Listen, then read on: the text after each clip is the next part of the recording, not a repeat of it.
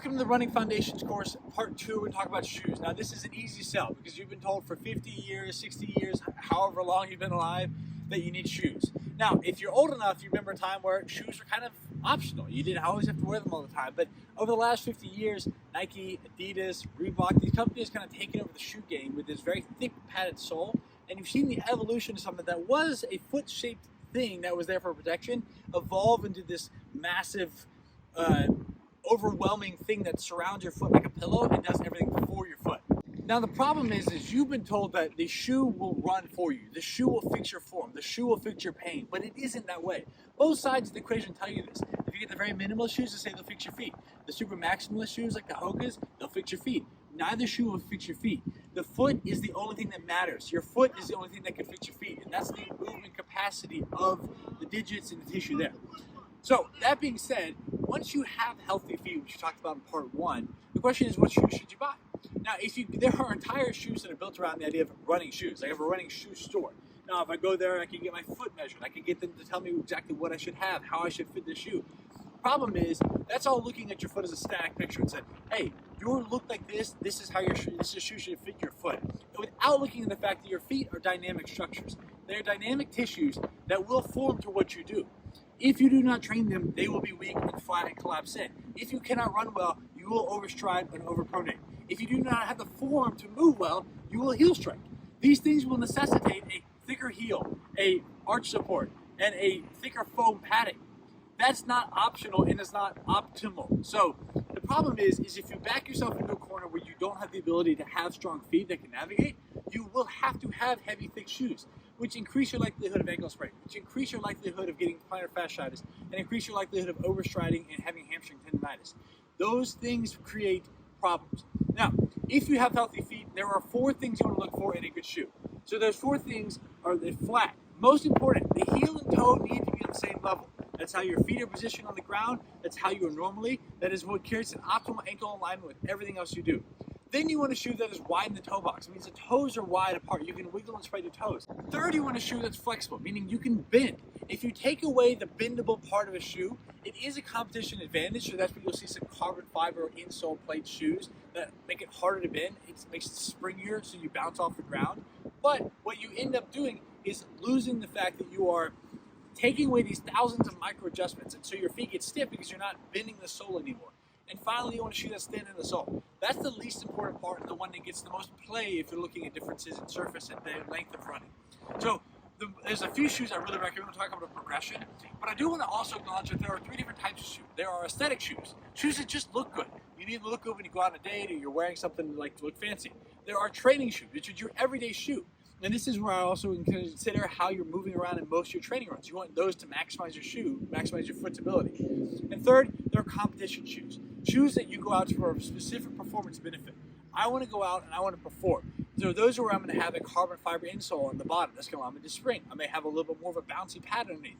Those are going to be where a thicker sole will be beneficial because you're trying to go out and sacrifice one form of health for a performance output. But please do not confuse some of the biggest expensive shoes with training shoes. There are competition shoes like cleats and spikes. Those are perfect for competition settings, but they're not appropriate for training all the time. So it's understanding what am I using for, why do I want this, and then how can I navigate my shoe choice so that I'm getting the best benefit for my feet. Within that, let's talk about a progression.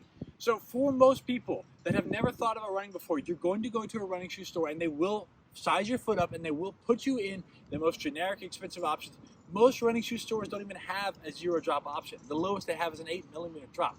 That's crazy because that is putting you into one style of running and it basically necessitates that you heel strike. Now, while that may be more efficient from a long distance standpoint, if you're trying to just use the minimal amount of energy, we're using foam and technology to get through it, it's not optimal for the strength of your foot, preventing injury or running well in a scalable manner. So understand that when you go to a running shoe store, you are not being sold the breadth of options. You're being sold what they want to sell you, which is the most limiting, the most restrictive, and the most they will wear out. It's the one that gets them the most money in the long term as a shoe company. When you go, most people are wearing Brooks or Asics or these Nikes, and they're going to be in that strain of thought. If you want to run to move towards a more conscious running style that uses your body appropriately and gets everything engaged and strengthens your feet, you're going to want a shoe that measures that. That's why the best shoe I always recommend people go to is an Ultra Solstice or an Escalante. Those are going to be the best option.